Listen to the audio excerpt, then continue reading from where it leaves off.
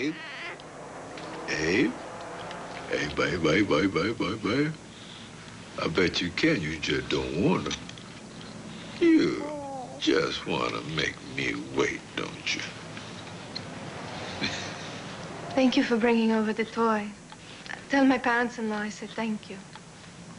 The Sloans asked me to remind you about dinner this week. I think maybe I will have to postpone dinner.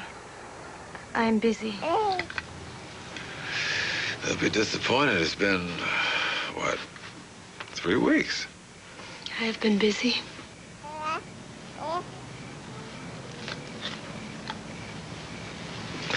Gina, do you know what a Dutch uncle is? An uncle from the Netherlands. Yes. It's an expression that means someone who has a lot of advice. Now, I don't want to be a Dutch uncle. But you have advice. I don't know if I do. People have been saying you keep it to yourself a lot lately. I certainly am tempted to do that myself now and again.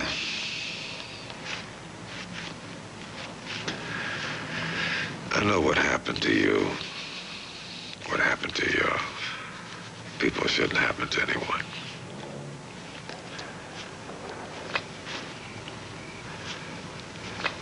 I know things happen that shouldn't happen.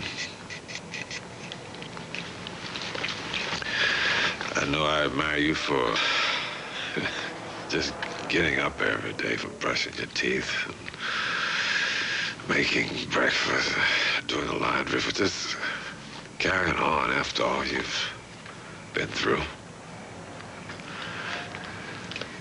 Some mornings I do not even want to make the breakfast.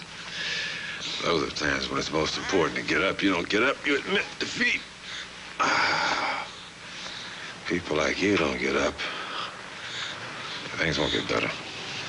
I have always thought so this way myself. But always you say that things are getting better. That things will be better. Better, not easier. I never said it gets easier. But what if you're wrong? What if it doesn't get better? Well, it's up to us to guarantee that it will. As far as I can tell, that's why we're here. I know I don't want Emma to see some of the things that I've seen in my day. I don't want her to go through what you've gone through. Oh, baby.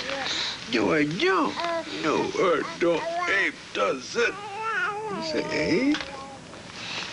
Abe. It's the Abe. Tell Abe.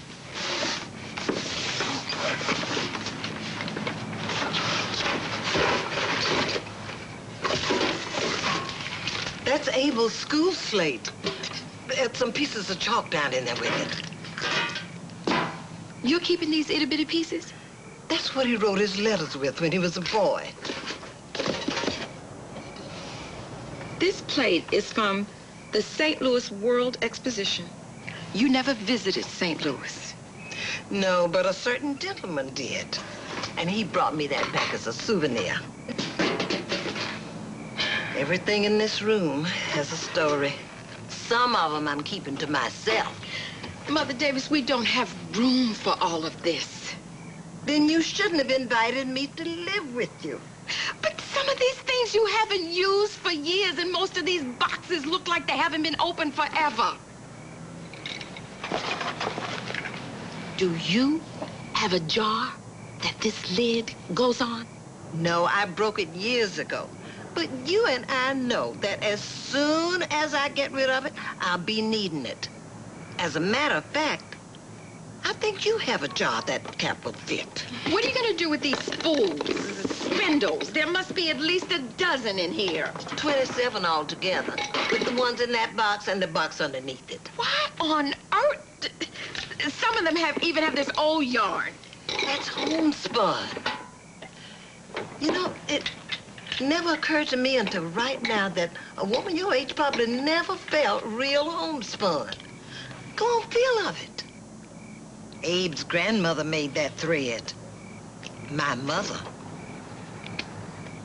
All those spindles my mother used, a few of them my grandmother used. I told you that my grandmother was famous for her lace making. She saw that my mother learned early on so that she could stay in the big house and not have to do field work. Granny made sure that not one of her children had to do field work. House slaves were worth more than field hands. I guess you know that. Yes. They lived better, too. Granny saw to it that not a one of her children did field work. Not a one. She was a funny old woman.